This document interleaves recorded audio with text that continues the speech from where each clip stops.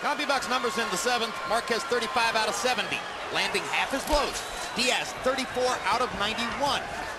Again, they're still playing mostly Diaz's game, and that's showing up on Harold Letterman's scorecard. You've heard the crowd. You've seen the energy. In January, it was a tremendous crowd in Staples Center in Los Angeles for Shane Mosley's whacking of Antonio Margarito. Last Saturday night, big crowds in Madison Square Garden and Youngstown, Ohio for Miguel Cotto and Kelly Pavlik. Now this.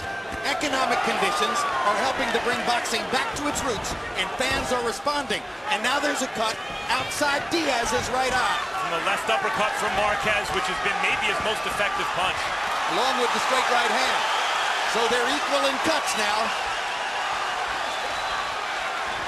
Marquez is having a strong rally in the first minute of the 8th round. There comes the uppercut again. Twice in a row. He found a home with that left uppercut between the gloves.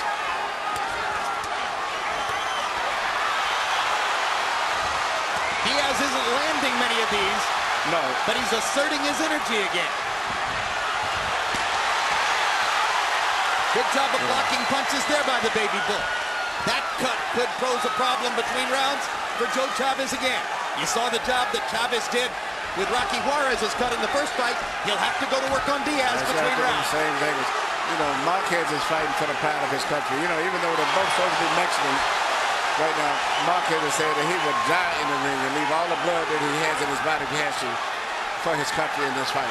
Because he considers Diaz a half Mexican. He's American Mexican. What action. This is amazing.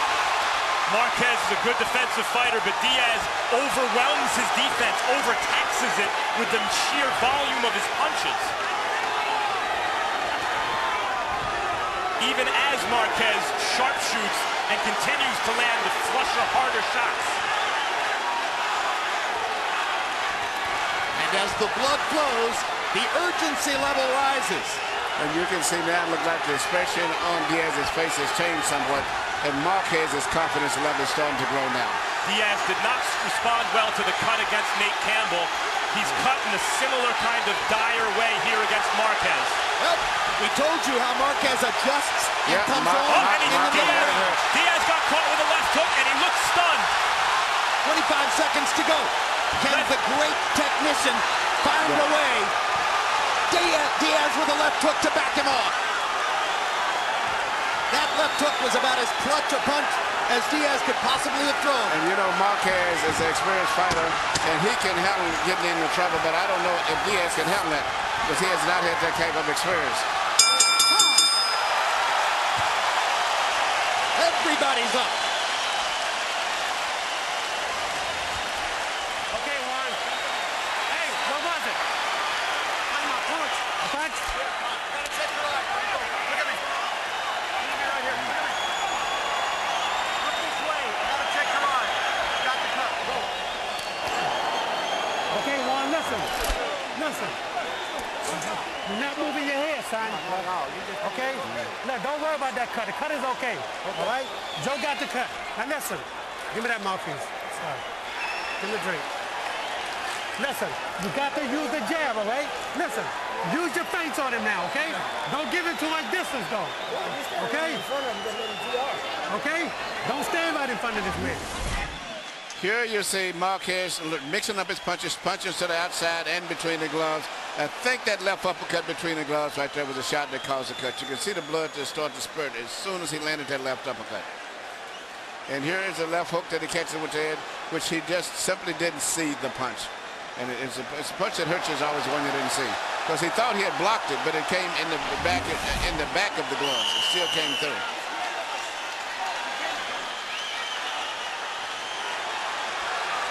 Now for the first time, the test is going to be, how can Diaz handle adversity? The 8th round was a huge round for Juan Manuel Marquez. 40 out of 85 by CompuBox numbers. Diaz landed only 18 out of 70. Harold Letterman's scorecard begins to tighten. Marquez making his patented mid-round rush. He's the heavier-handed fighter, and he's the more accurate puncher. And it's starting to take its toll on Diaz. Another CompuBox milestone. Marquez has now landed more punches in the fight than he's ever landed in a fight counted by CompuBox. I got a feeling they're going to smash every possible CompuBox record for these two fighters tonight. While they smash each other's faces. Exactly. What an amazing adjustment Marquez made, Emmanuel, in about the third or fourth round to find that uppercut and start to hammer away at it with 2 and 3 uppercuts at a time. Very smart fighter. Great adjustment. And I thought this time he would be watching, but as he's turning around, he's back in the fight, and Diaz is starting to rub right now. See him a little bit. You know, it's interesting when Diaz had his first professional fight. He was in Mexico. He met Marquez, and they became friends for that night. And Marquez said he never would dream at that time, especially being that he was only 16, that he would end up fighting with Diaz. He said he was such a nice kid, so warm, so personable. They're taunting each other in the ring. Great left hook by Diaz. He's trying to turn the tide through the sheer force of will. In between all of us, the referee still is not to have to make one pitch, which means if anyone gets seriously hurt in this fight, they're probably going to get stopped. All credit to the referee. Because they when if he stops it, it'll be the first thing he's done in the fight. Though Marquez is the much more experienced, in fact, it's Diaz who's had more experience fighting at this pace over the course of the fight. And he's 10 years younger. And he's fighting in his hometown. And he's supposedly the stronger man. And he's hurt. A huge uppercut. Down goes Diaz. Well, it's all because he doesn't know how to clinch. Can he make it out of the ring? 35 seconds to go. A very brave Juan Diaz will probably go back to fighting. A experienced fighter would probably clinch, but I don't think that's what he's going to do. And look at Marquez go to the body. Look at him go to the body to try to set up the finish. And what a right hand. And that will be that. What you just saw was a really good young fighter knocked out by a great old fighter. Absolutely. And you're pound for pound number 1. Maybe. Marquez. Just might no, be. that's what you said, and you have good grounds to say that. Well, let me say this. That's as sensational as any performance Manny Pacquiao's ever produced, for sure. No discredit to Pacquiao, who is great. Marquez is just as great.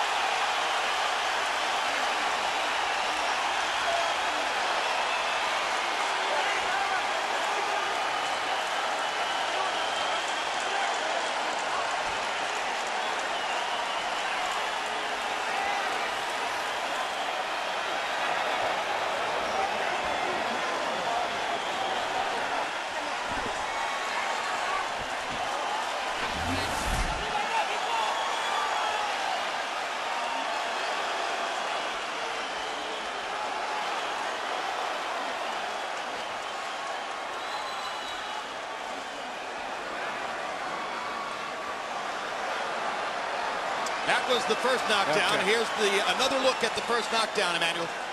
The right hand, but what amazed me was the precision and the accuracy of the punches from Marquez. He didn't miss too many punches, and he was punching from all angles, even as he was twisting and turning.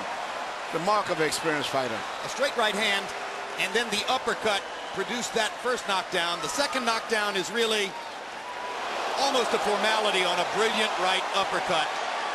The one thing that Marquez set up did, by the body shots. Marquez mixed up his punches. He threw punches over the top, and then he threw punches up underneath.